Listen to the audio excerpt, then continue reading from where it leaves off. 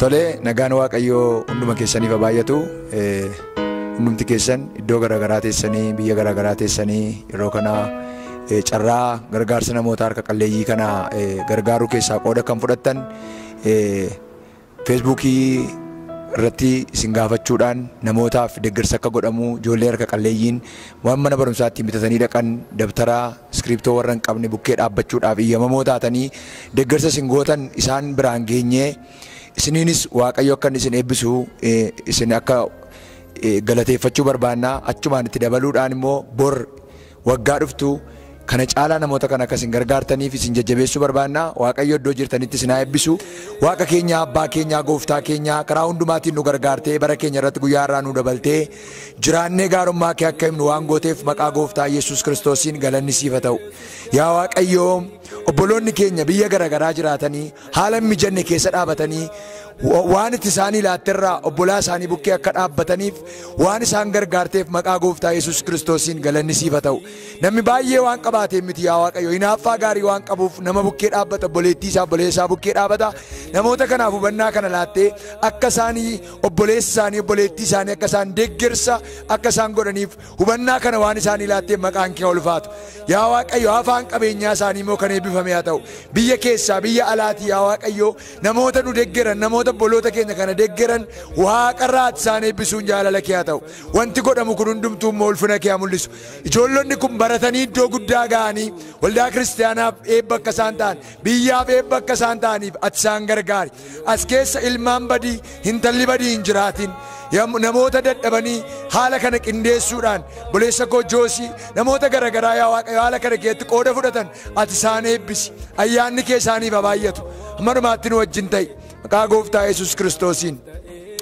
egaa namni baay'ee waan qabaatee miti baay'ee waan qabaatee waan duroomee miti dureessa baay'ee jira garuu bolaan keenya haala adda addaa keessa dhaabatanii utuu hanqinni meeqa jiru utuu hirrina meeqa qabanii hanqinni obboloota keenya hanqina kootichuudhaan hamma waaqayyo isaan gargaarerraa deeggarsa kana namoota godhanii isaan waaqayyo isaan eebbisu jennaa baay'ee isaan galateeffannaa nama jiraatee itti fufee dhaloota gargaaru waaqayyo isaan godhu bara isaanii hundumaa dhabanii harka namaa laalu waan godhan wal laalu itti dukkanaa waaqayyo isaan oolchennaa gooftaan isin haa eebbisu eebbifama.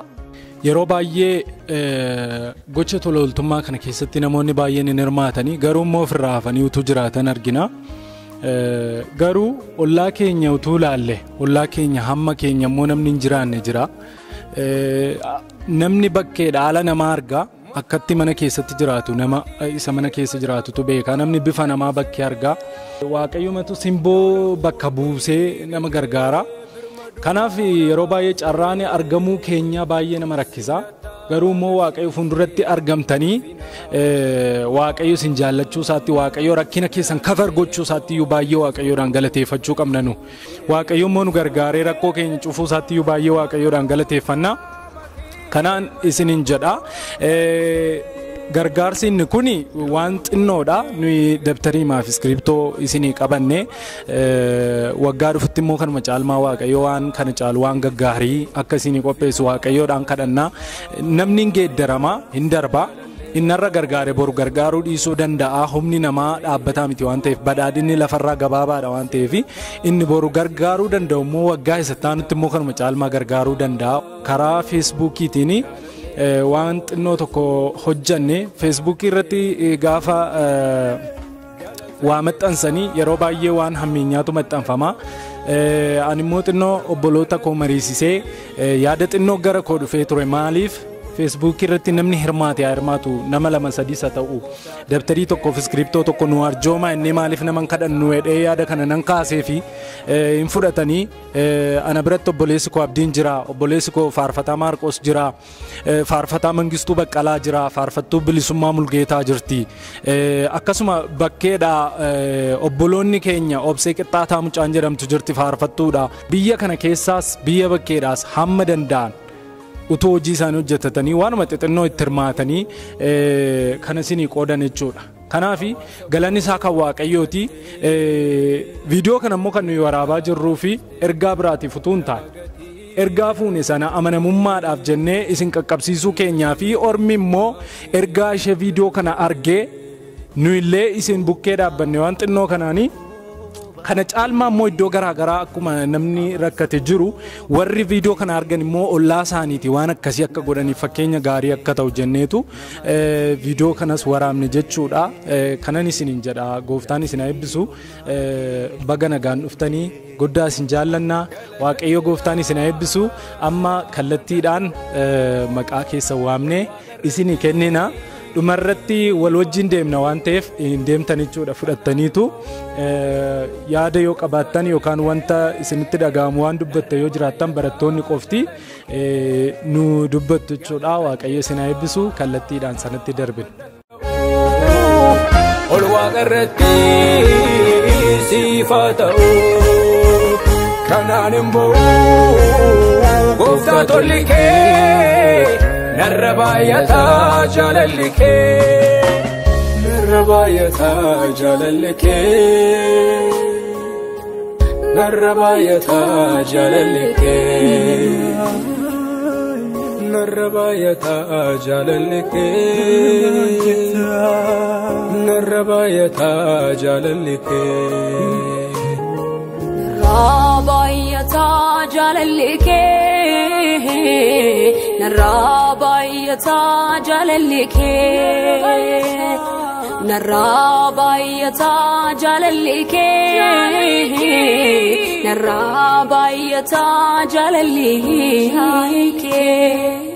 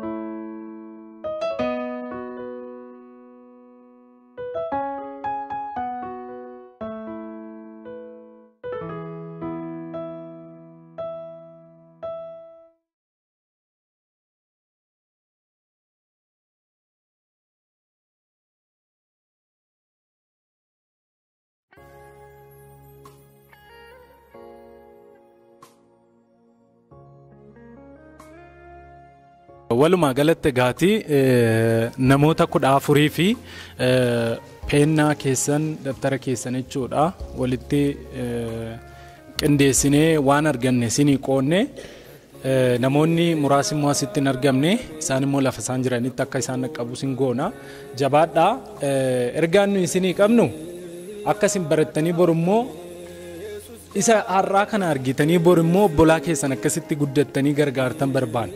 Kanaaf barumsa keessan irratti sirriitti fookas godhaa paayileetii ciccimoo piraayim ministeerii ciccimoo ogeessota fayyaa ciccimoo beektota hayyuu ciccimoo akkasiin taatan barbaanna. Kanaaf barumsa keessan irratti sirriitti fookas godhaa qormaata keessan sirriitti deebisaa waan isin hin galle gaafadhaa nama kamuun sodaatinaa rakkinni yoo jiraate immoo maatii keessanitti simadhaa nuyis immoo isin bukkee jirra gama isin gargaaruu dandeenyuun hamma humni keenya danda'u isin gargaarra nuyis akkuma keessanii dabtaran qabnu turree anifaa keessattuu sa'aatii 2 waliin miila kiyyaan deemee baadiyyaatti barataa ture tiraanspoortiin hin jiru hamma humna keenyaa isin gargaarra hin yaadda'inaa hin sodaatinaa gooftaan immoo kana caalmaa waan guguddaa isinii qopheessa gooftaan immoo kana caalmaa waan guguddaa isinii qopheessa gooftaan isin haa eebbisu qajo waan haasoftu yoo jiraate. Waan haasa'u kan biraallee hin qabu garuu natti toleera baay'ee sababni isaa gooftaan Yesuus gaaf tokko akka jedhe gaafan dhukkube nan gaafanne gaafan daara nan baafne gaafan hidhame dhuftanii nan gaafanne jennaan gooftaati yoom dhuftee hidhamte yoom dhukkubsattee nan si gaafachuu dandeenyaan isin keessaa gadadamoota kanaaf wallaalota kanaaf kan godhe hamma naaf godhe jedhe. Kanaaf namoonni gumaacha kana gumaachitan asumaan wantan jechuu barbaadu waaqayyo baay'ee isin haa eebbisu bara keessan eebbisu akka nama waaqayyoof godheeti wanti isin gootan akka nama ilma waaqayyootiif godheeti kanaaf jireenya keessan bara keessan hojii keessan waaqayyo eebbisu jechuun barbaada. Namoonni irraa ijoolleen irra daftarii fudhatan immoo isin boru namoota gurguddoodha isin namoota jajjaboodha akkuma immoo mul'ata isin gaafachaa turre mul'atti keessan jiru isa isin bortaatanidha dabalee waaqayyo bara keessan eebbisu mana barumsaa keessanitti jabaadha sadarkaa keessan tokkoffaa lammaffaa hanga sadii ba'uu yaalaa jabaadhaa bor guddatanii biyya maatii kan gargaaru isinii akkuma har'a isiniif godhame kana bor isin immoo abbaa qabeenyaa dureessa taatanii warra kaaniif warra hin qabne akkas hin gargaartan ergaa kana dabarsuun barbaada. Waaqayyoo bara keessan jireenya keessan eebbisu galatooma.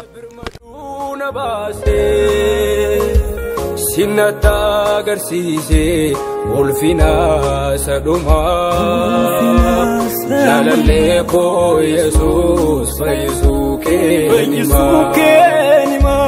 madaa'uun qaama kee madaa koo fayyise. Maqaa Garrama Kumasaa kutaa lama. Maal jette warra dabtarii si bitu kanaan? Waaqayyo isin haa eebbisu jedhan. Rabbirraayu kutaa meeqa barate? Warra kennaa kana si kenneen warra gumaacha kana si godheen maal jettaani? Waaqayyo isin haa eebbisu jedhan. Masarat Toleeraa. Masarat Toleeraa kutaa meeqa barate? 4. Warra gumaacha kana si godheen maal jettaan? Waaqayyo isin haa eebbisu. Seenaa yoo Tashoomaa. Seenaa Tashoomaa kutaa meeqa barate? 4. Kutaa 4 warra gumaacha kana si godheen maal jettaan? Waaqayyo isin haa eebbisu. Nagaan Waaqayyoo isiniif haa baay'atu jecha ani faarfataa Dirribaa Naggasaa waldaa Biraana Kiristoos irran tajaajila.